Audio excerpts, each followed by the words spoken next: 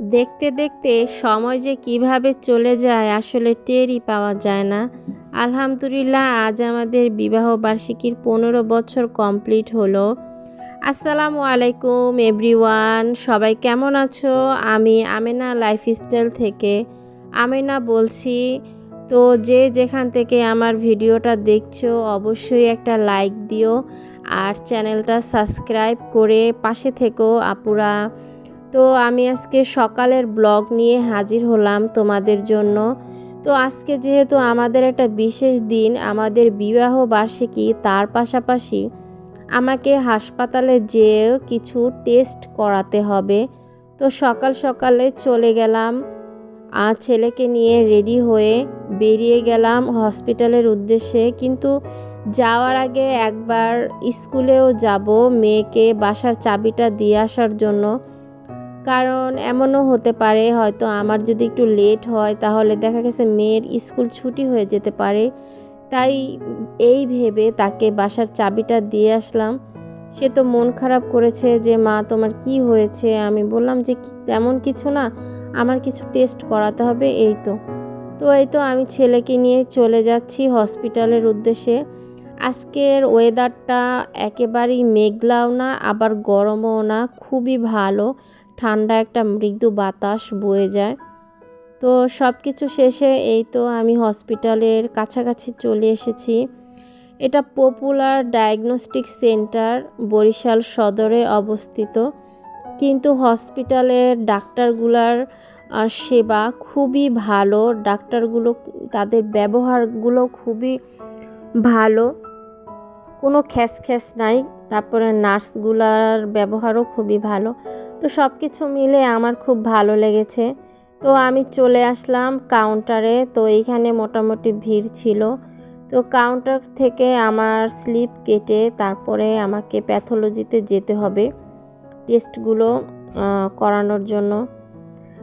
তো দেখতে থাকো আমার আর সাথে থেকো, আর চ্যানেলটা সাবস্ক্রাইব করে দিও আপুরা। আসলে যখন আমার বিবাহ হয় আর কি, যখন এই সংসারে আমি নতুন, তখন না আমি এই রান্না বান্না, তারপরে তোমার এই ঘর কন্যা মানে ঘরের যাবতীয় কাজ তেমন একটা পারতাম না, মানে গুছিয়ে করতে পারতাম না। কারণ আমার খুব ছোট বয়সে বিয়ে হওয়ার কারণে আমি তেমন একটা ঘর কোণে ছিলাম না। তো যাই হোক, আমার শাশুড়ি খুবই ভালো একজন মানুষ।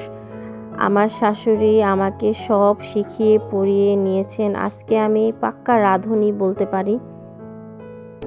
কিন্তু আল্লাহ তাআলা হয়তো ভালো মানুষগুলোকে বেশি দিন বাঁচিয়ে রাখে না। তো আমার সাথেও তাই হয়েছে।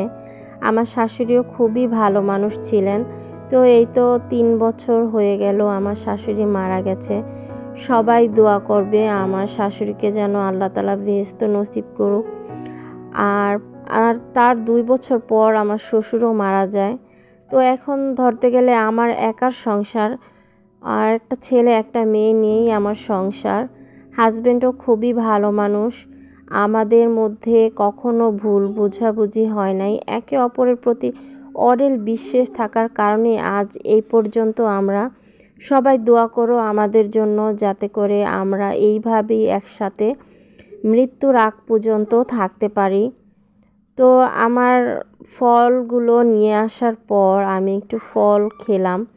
যেহেতু আজকে আমাদের একটা বিশেষ দিন, তো কি উপহার দিব এই চিন্তা করতে করতে আমার হাজব্যান্ড যেহেতু আমার হাতের রান্না খেতে খুবই পছন্দ করে, তাই ভাবলাম তার পছন্দের বিফ তিহারি বানাবো। তো এই তো যেই ভাবা সেই কাজ, আমি বাসায় এসে সব কিছু জোগাড় করে নিয়েছি। আর সময় যেহেতু কম, আমি প্রেসার কুকারে মাংসটা রান্না করে নিব। দেখতে থাকো।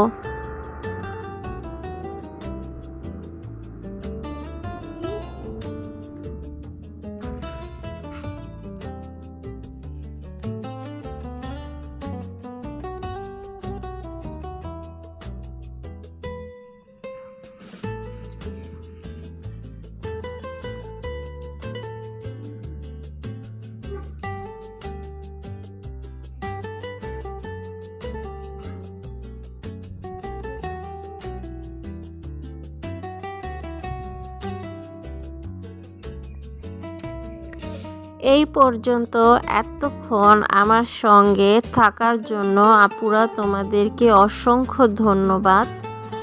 এর আগের ভিডিওগুলোতে আমার আপুরা অনেক সুন্দর সুন্দর কমেন্ট করেছো, তোমাদেরকে অসংখ্য ধন্যবাদ আপুরা পাশে থাকার জন্য। ইনশাল্লাহ আমিও তো এর পরের বার তোমাদের কমেন্টগুলো পড়ে শোনাবো। তো এই তো আমার বিফ তেহারিটা প্রায় রান্নার শেষ পর্যায়ে। তো তোমাদের যদি আজকের ভিডিওটা ভালো লেগে থাকে তাহলে কমেন্টে জানিও আপুরা কেমন হয়েছে আজকে আমার ডেইলি ব্লগটা। বিফ তেহারি বলো আর বিরিয়ানি বলো, কার না পছন্দ বলো, কিন্তু রাঁধুনির মশলাটা দিয়ে আমার মনে হয় বাসায় বানালে টেস্টটা একটু ভিন্ন রকমেরই হয়। তো এই তো আমি আগে চালটা করে নিয়ে তারপরে আমি মাংসটা দিয়ে এখানে দমে দিয়ে দিব কিশমিশ, আলু বখরা আর ঘিটা দিলে ফ্লেভারটা আরও দ্বিগুণ বেড়ে যায় আর স্বাদটাও মনে হয় আরও বেড়ে যায়। তাই আমি সব সময় পোলাও বলো, বিরিয়ানি বলো বা তেহারি আমি সব সময় ঘি ইউজ করি। তো দেখো ফাইনাল লুকটা কতটা সুন্দর আর ইয়ামি হয়েছে মাশাল্লাহ। তো আজকের ভিডিওটা আপুরা এই পর্যন্তই, মানে দুপুর পর্যন্তই। আবার দেখা হবে নতুন কোনো ব্লগ ভিডিওতে। তোমরা যদি কোনো বিষয় আমার কাছে জানতে চাও তাহলে অবশ্যই কমেন্টে জানিও কী টাইপের ভিডিও নিলে বেশি ভিউ আসবে। ভালো থেকো।